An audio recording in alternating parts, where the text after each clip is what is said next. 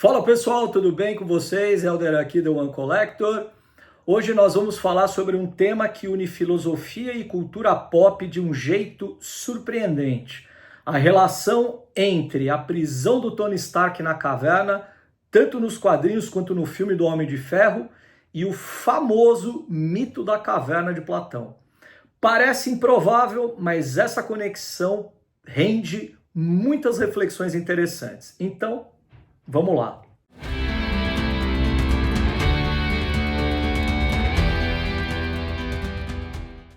Para quem não se lembra, o Homem de Ferro surgiu em 1963 na revista Tales of Suspense número 39.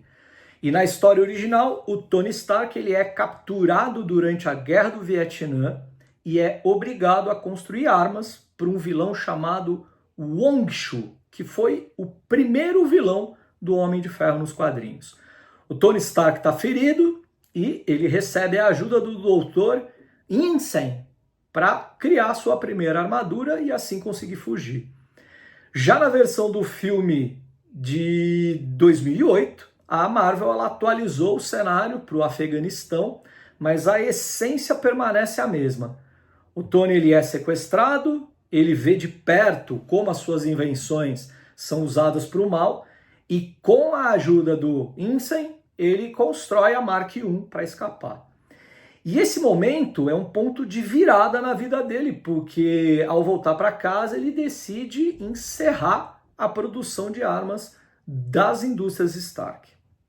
E o que isso tem a ver com o mito da caverna de Platão? Olha só, vamos lembrar rapidamente o mito da caverna que está presente na obra A República de Platão. Nele, nós encontramos prisioneiros que são acorrentados em uma caverna, olhando para a parede, onde eles veem sombras, apenas sombras. Essas sombras, elas são projeções de objetos que são carregados por pessoas que passam atrás deles e que estão próximas de uma fogueira. E para esses prisioneiros, as sombras são a única realidade que eles conhecem. A grande transformação ocorre quando um desses prisioneiros ele se liberta, sai da caverna e percebe que existe um mundo muito maior e muito mais iluminado. Esse prisioneiro ele descobre então que tudo o que ele julgava ser real não passava de uma pequena parte da verdade. E o que isso tem a ver com o Tony Stark? Vamos recapitular. Antes de ser capturado, o Tony ele vivia num universo de luxo, de fama, sustentado pela venda das armas. Ele apenas enxergava a si mesmo, narcisista, que só o sucesso financeiro importava e o reconhecimento social. E ele não refletia muito profundamente sobre os impactos destrutivos das suas criações. Então, esse mundo de sombras era tudo o que o Tony Stark conhecia. E quando o Tony é sequestrado e forçado a construir armas para os terroristas, ele entra literalmente em uma caverna. E ali ele confronta de perto o lado sombrio do próprio trabalho, e é nesse momento que as suas convicções passam por um choque de realidade, fazendo com que ele saia de uma visão superficial e reconheça a amplitude das consequências do que ele produzia. Então, assim como o prisioneiro que se liberta no mito platônico, o Tony Stark ele foge da caverna em um sentido duplo. Primeiro, um sentido físico mesmo. Ao construir a Mark I, a armadura, ele consegue escapar lá dos captores.